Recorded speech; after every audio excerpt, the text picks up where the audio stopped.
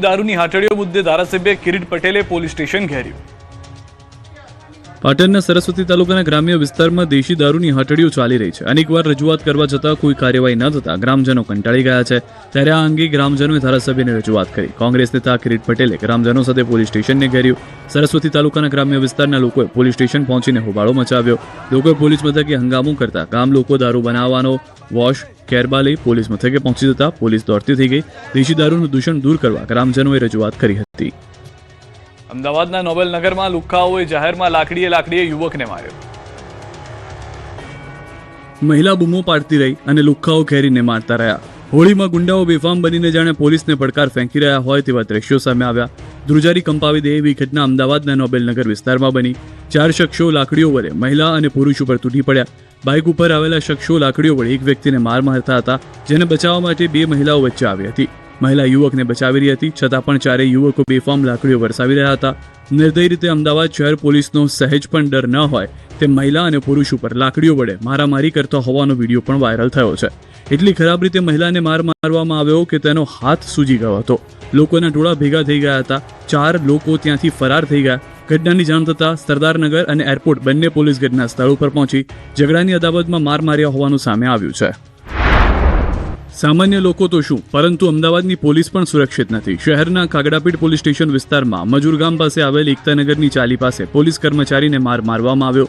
ધંધાની બાતમી બધાને કેમ આપે છે તેમ કહીને આરોપીઓએ પોલીસ કર્મચારીને માર માર્યો। પોલીસે 3 આરોપીઓને ઝડપી આગળની કાર્યવાહી હાથ ધરી છે। ભરૂચની ઐતિહાસિક જામા મસ્જિદમાં મહિલાઓ દ્વારા પૂજા કરવામાં આવતા વિવાદ। ભરૂચમાં આવેલી પ્રાચીન જામા મસ્જિદ ફરી એકવાર મોટા વિવાદમાં આવી છે। મસ્જિદ પરિસરમાં મહિલાઓ દ્વારા પૂજા અર્ચના કરવામાં આવી, જેના વિડીયો વાયરલ થયા બાદ શહેરમાં ખળભળાટ મચી ગયો। આ ઘટનાને પગલે સ્થાનિક મુસ્લિમ આગેવાનો અને હિન્દુ સંત સમાજ સામસામે આવી ગયા। વિડીયોમાં કેટલીક મહિલાઓ ભરૂચની જામા મસ્જિદના પરિસરમાં ફૂલ, શ્રીફળ અને પ્રસાદ સાથે પૂજા અર્ચના કરતી જોવા મળે છે। આ વિડીયોની સૌથી નોંધપાત્ર બાબત એ છે કે જે સમયે પૂજા થઈ રહી હતી ત્યારે ત્યાં પોલીસ કર્મીઓ પણ હાજર હોવાનું દેખાય છે। પોલીસની હાજરીમાં થયેલી આ વિધિએ વિવાદમાં ઘી હોમવાનું કામ કર્યું। મહત્વનું છે કે જામા મસ્જિદ, સમડી વિહાર, જૈન મંદિર તથા ચક્રધર સ્વામીનું જન્મસ્થળ હોવાના સંતે સમાજે દાવો કર્યો છે। ધરોહર પુરાતત્વ વિભાગ પાસે હોવા છતાં નિયમો વિરુદ્ધ મદ્રેસા સહિતની પ્રવૃત્તિ ચાલતી હોવાના આક્ષેપ થયા હતા। આ વિવાદ રમખાણમાં ન પરિવર્તી તેને લઈને પોલીસ પણ સતર્ક જોવા મળી રહી છે। યુદ્ધના ડરના માહોલમાંથી 210 ગુજરાતીઓ પરત ફર્યા। એરપોર્ટ પર ભાવુક દ્રશ્યો સર્જાયા।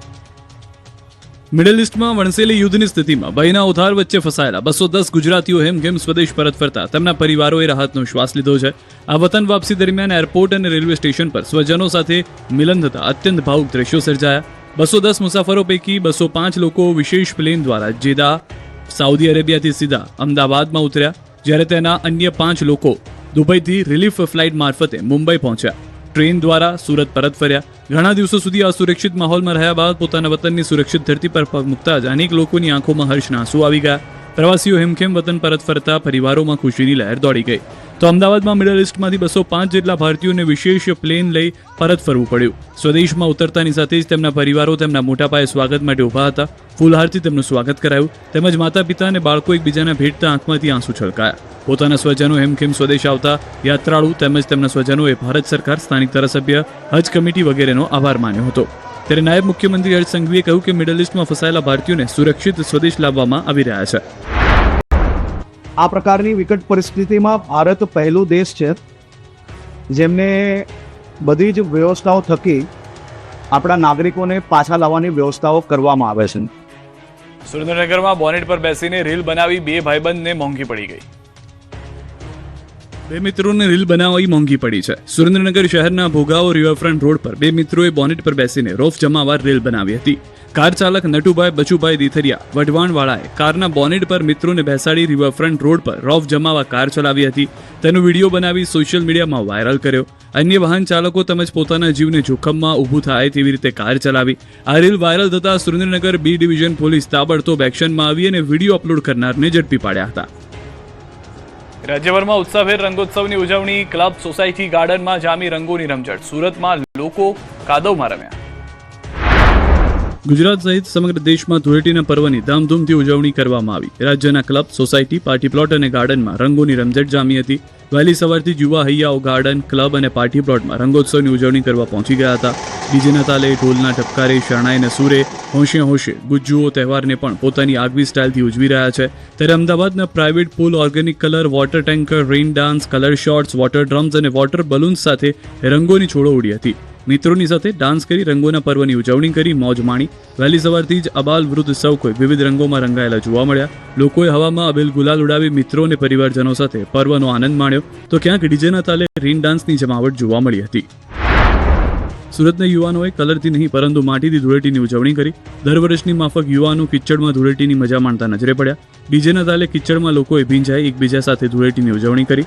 માટીમાં ડીજેના તાલે ઠુમકા મારતા નજરે પડ્યા હતા. તો સુરતના અન્ય પાર્ટી પ્લોટમાં પણ ધૂળેટીની ધૂમ જોવા મળી. સુરતના અઠવા લાઇન્સ વિસ્તારમાં ધૂળેટીની ઉજવણી કરવામાં આવી. MTB કોલેજની બહાર મોર્નિંગ વોક કરતા ગ્રુપ દ્વારા ઉજવણી કરવામાં આવી. લોકો ડીજેના તાલે નાચતા અને લોચો ખાતા જોવા મળ્યા. હાસ્ય અને આનંદથી આખું વાતાવરણ ગુંજી ઉઠ્યું. રંગો અને સંગીતનો અદ્ભુત સંગમ રચાયો. અબીલ ગુલાલની છોડો વચ્ચે યુવાધનથી લઈને વડીલો સુધી સૌ કોઈ ઠુમકા લગાવતા નજરે પડ્યા. રાજકોટના લોકો પણ મન ભરીને ધૂળેટીના પર્વની ઉજવણી કરી હતી. રાજકોટમાં લોકો સ્વિમિંગ પુલમાં રંગો અને પિચકારી સાથે ધૂળેટીની મજા માણતા જોવા મળ્યા. પાર્ટી પ્લોટમાં લોકોએ ધૂળેટીનો આનંદ માણ્યો. અલગ અલગ થીમ પર પાર્ટી પ્લોટમાં રંગોત્સવની ઉજવણી થઈ. નાના બાળકોથી લઈને મોટેરાઓ સુધી સૌ કોઈ અબીલ ગુલાલની છોડો ઉડાડતા નજરે પડ્યા. રંગબેરંગી કલરથી એકબીજાને રંગતા દેખાયા. ડીજેના તાલે યુવાધન હિલોળે ચડ્યું. બોલિવૂડના હોલી સ્પેશિયલ ગીતો પર લોકો ઝૂમતા જોવા મળ્યા. કૃત્રિમ ફુવારો નીચે રેઇન ડાન્સ કરી રાજકોટિયન્સ ફૂલ એન્જોય અને જલસા કરતા નજરે પડ્યા.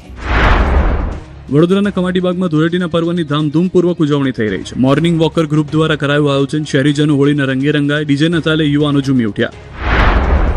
આ તરફ પૂર્વ ક્રિકેટર ઇરફાન પઠાણ પણ ધૂળેટીના રંગે રંગાય. ઇરફાન પઠાણે વડોદરામાં રંગોત્સવ મનાવ્યો. મિત્રો સાથે મોજ મસ્તી કરી મક્ત મને ધૂળેટી મનાવી. ઇરફાન પઠાણ અને મિત્રોએ નાના બાળકોની જેમ ધૂળેટી રમતા નજરે પડ્યા. જામનગરના પોલીસ પરેડ ગ્રાઉન્ડમાં પોલીસ પરિવાર દ્વારા ધૂળેટીનો ઉત્સવ ઉજવવામાં આવ્યો, જેમાં મોટી સંખ્યામાં પોલીસ કર્મચારીઓ જોડાયા. જિલ્લામાં સુરક્ષા વ્યવસ્થા જાળવી રાખતા એસપીથી લઈ કોન્સ્ટેબલ સુધીના તમામ પોલીસ કર્મીઓ રંગે રંગાયા હતા. ગુજરાતના નેતાઓ પણ રંગબેરંગી રંગથી રંગાયા. રાજ્યભરમાં ધૂળેટીની ઉત્સાહપૂર્વક ધામધૂમથી ઉજવણી થઈ. ત્યારે રાજકારણીઓ પણ રંગાયેલા જોવા મળ્યા. ચૂંટણી સમયે અવનવા રંગ બતાવતા નેતાઓ, મંત્રીઓ ધૂળેટીએ વિવિધ કલરથી રંગાયેલા જોવા મળ્યા. નાત જાતનો ભેદભાવ ભૂલીને નેતાઓએ લોકોની સાથે રંગોત્સવની ઉજવણી કરી હતી. મહેસાણામાં ધૂળેટી પર્વની ઉત્સાહભેર ઉજવણી કરવામાં આવી. લોકસભા સાંસદ હરિભાઈ પટેલે કાર્યકર્તાઓ સાથે ધૂળેટી પર્વની ઉજવણી કરી. મહેસાણા ખાતે આયોજિત કાર્યક્રમમાં સાંસદે કાર્યકરોને રંગ લગાવી હોળી ધૂળેટીની શુભેચ્છાઓ પાઠવી. રંગોના માહોલ વચ્ચે સૌએ એકતા અને સૌહાર્દનો સંદેશ આપતા પર્વની આનંદમય ઉજવણી કરી. આ તરફ મહેસાણાના રાજ્યસભા સાંસદ મયંક નાયક દ્વારા ધૂળેટીની ઉજવણી કરવામાં આવી. સાંસદે કાર્યકરોને રંગ લગાવી ઉજવણી કરી. મોટી સંખ્યામાં કાર્યકરો ધૂળેટીના પર્વની ઉજવણી કરતા નજરે પડ્યા. ગાંધીનગર ઉત્તરના ધારાસભ્ય રીટાબેન પટેલે ભાજપના કાર્યકરો અને પરિવાર સાથે ધામધૂમથી ધૂળેટીની ઉજવણી કરી. સહાય ફાઉન્ડેશન તરફથી સતત ત્રીજા વર્ષે આ આયોજન કરવામાં આવ્યું છે.